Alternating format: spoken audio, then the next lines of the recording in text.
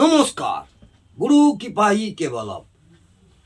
জাতক জাতিকাদের সন্তানদের সুখের ব্যাপারে বিচার। আমি একটি শিক্ষামূলক আলোচনা করছি। সন্তানের সুখের ব্যাপারে বিচার। জাতক বা জাতিকার জন্মছকে সন্তানের সুখের ব্যাপারের জন্যে পঞ্চম ঘর হলো তার স্বামী, হলো রবি। পঞ্চম ঘর তার স্বামী হলো রবি। আর সন্তান সুখের মধ্যে চন্দ্রেরও প্রভাব থাকে। সন্তান সুখের ব্যাপারে সন্তানের সুখের ব্যাপারে চন্দ্রগ্রহের প্রভাব থাকে। যদি চন্দ্র নষ্ট হয়, কোনো কারণে চন্দ্রগ্রহ যদি নষ্ট হয় সেই সব জাতক জাতিকাদের, তাহলে সন্তানও নষ্ট হয়ে যায়, সন্তান ভালো হয় না।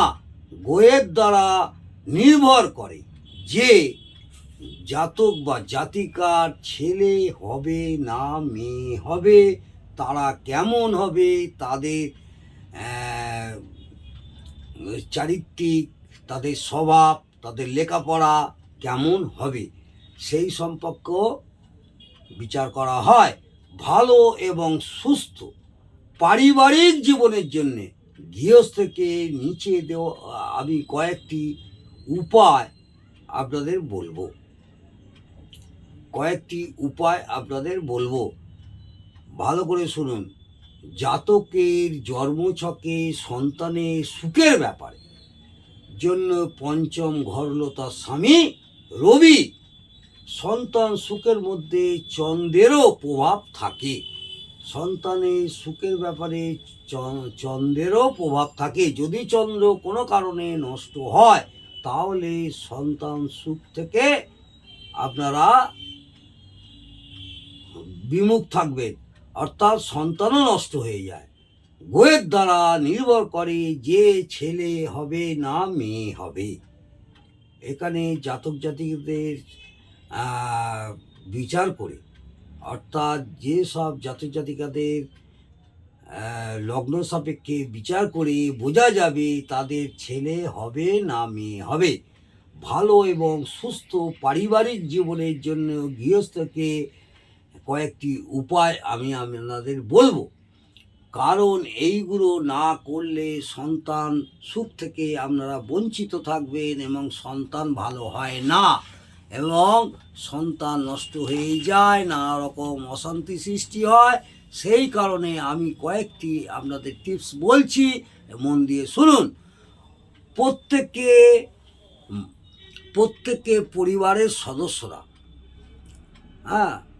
আপনারা রুটি তৈরি করেন।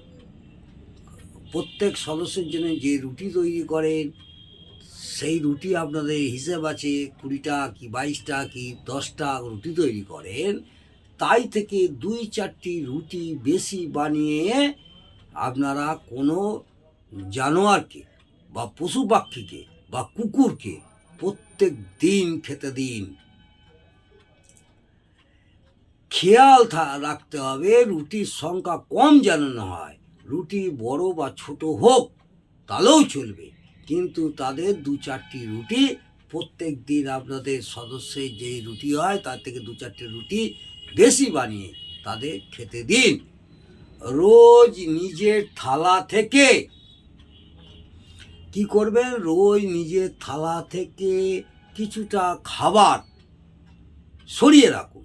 ওই খাবার প্রত্যেক দিন চেষ্টা করবেন কোনো পাখি পক্ষীকে খাওয়ার, এবং যেখানে খাবার তৈরি হচ্ছে সেই জায়গায় খাবার খান, অর্থাৎ এমনভাবে খান যেন যেখানে রান্নাঘর বা যেখানে খাবার তৈরি হয় সেখানেই খাওয়ার চেষ্টা করুন। ডাইনিং রুমটা যদি রান্নাঘরের সংযোগস্থলে থাকে বা সংযোগ থাকে তাহলে ঠিক আছে, নাহলে রান্নাঘরেই খান। এতে রাহুর কুপ্রভাব থেকে বাঁচা যায়। রাত্রিবেলা ঘুমোবার সময় খাটের নিচে জল রাখুন। একটা তামার পাত্রে রাত্রে ঘুমোবার সময় খাটের নিচে বা মাথার কাছে একটা পাত্রে জল রাখুন। তারপর সকালে ওই জলটাকে এমন জায়গায় ফেলুন যাতে জলে অপমান না হয়। খেয়াল রাখবেন সেই জল দিয়ে নিজের মুখ, হাত, পা বা কোনো জায়গায় ধোবেন না। এই রকম ক্রিয়া করলে রাহু যে খারাপ প্রভাব বা অপমান, ঝগড়া, রোগ ইত্যাদি থেকে বাঁচা যাবে। এবং এইভাবে কিছুদিন করার পর দেখবেন আপনাদের যদি সন্তান জন্মায়, তারা অবশ্যই আপনাদের সন্তান কুসন্তান নয় সুসন্তান জন্মাবে।